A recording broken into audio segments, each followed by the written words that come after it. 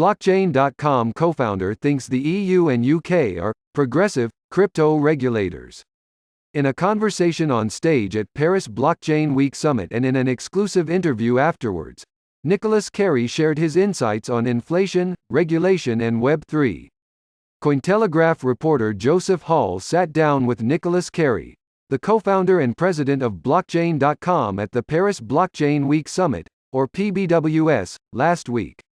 Carey's other roles include founding the Blockchain Commission for Sustainable Development and co-authoring a white paper called "The Future is Decentralized" for the United Nations Development Programme. Hall and Carey discussed the regulatory landscape of the European Union and the United Kingdom, as well as Carey's optimism for the evolution of money in the Web3 space. Carey recognized the recent, progressive, momentum of policymakers treating digital assets more seriously in the EU and in the United States, where President Joe Biden signed an executive order on cryptocurrencies last week. In the case of the United Kingdom, Carey pointed out examples of its pro-innovation stance such as issuing stablecoins, the Royal NFT Mint and its advanced work on the legal status of decentralized autonomous organizations, or DAOs. He said that the UK could be a real dark horse in Europe, and come out as the unexpected power player when it comes to investment in Web3 and crypto, especially in light of Brexit.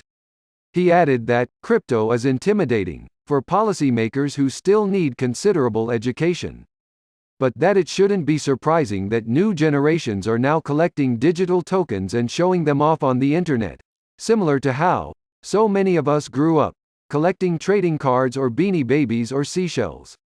Carey spoke about the main factors he sees affecting the markets, namely, high inflation rates.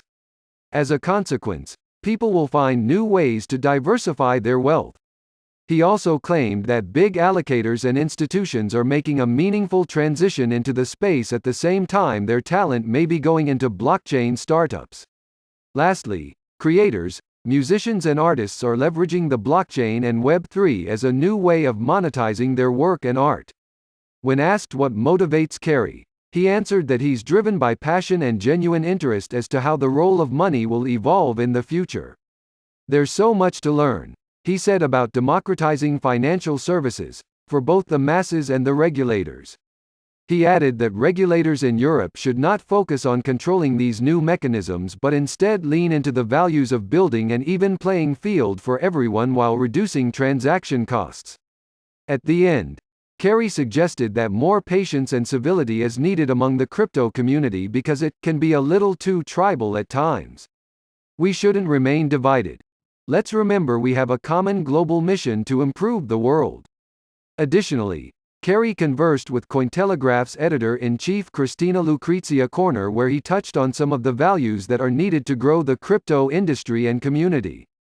In the long run, we are leaning into some fundamental human values such as an open-source system, which is quite different from traditional finance. We are building systems based on which anyone can build tools to protect their own wealth. Reflecting on the difficulties of running a blockchain company since 2011, he encouraged viewers to do more of their research before investing and for the current players to adopt a more collaborative approach.